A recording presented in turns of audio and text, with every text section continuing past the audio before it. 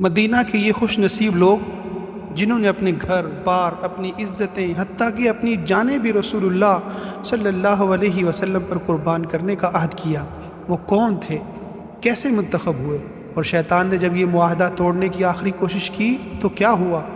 آج ہم سنیں گے سیرت النبی صلی اللہ علیہ وسلم کی اس سنہری قسط میں کہ بیعت عقبہ کی تکمیل اور 12 نقیبوں کا حیرت انگیز واقعہ۔ بیعت عقبہ کی تکمیل کے بعد رسول اللہ صلی اللہ علیہ وسلم نے اپنے فرمان کے مطابق 12 نقیب منتخب فرمائے۔ ان میں سے 9 قبیلہ خزرج سے اور 3 قبیلہ اوس سے تھے۔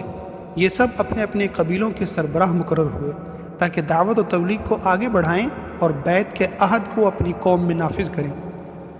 خزرج کے نقیب یہ ہیں: اسد بن زرارہ، سعد بن ربیع، عبداللہ بن رواحہ، رافع بن مالک، برا بن معرور، عبداللہ بن عمر بن حزام، عبداللہ بن سامت، سعد بن عبادہ اور منذر بن عمر رضی اللہ تعالی عنہ۔ اور اوس کے نقیب یہ ہیں: اسید بن حذیر، سعد بن خیثمہ اور رفاعہ بن عبد المنذر رضی اللہ تعالی عنہ۔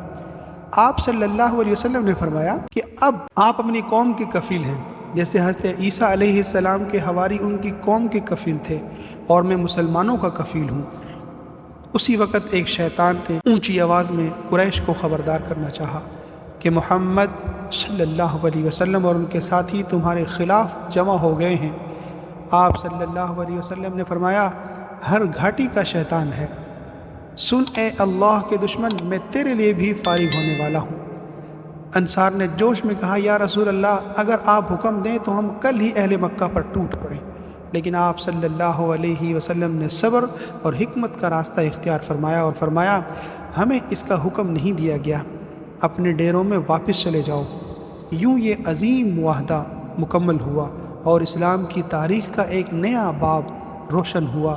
بیعت عقبہ کی یہ تکمیل سیرت النبی صلی اللہ علیہ وسلم۔ ہم سنتے ہیں کہ مدینہ کے انصار نے کس طرح رسول اللہ صلی اللہ علیہ وسلم سے عہد وفا باندھا، 12 نقیب کس طرح منتخب ہوئے، اور شیطان نے کس طرح یہ معاہدہ توڑنے کی کوشش کی۔ یہ واقعہ اسلام کی تاریخ کا اہم موڑ ہے جو ہجرت مدینہ کی بنیاد بنا۔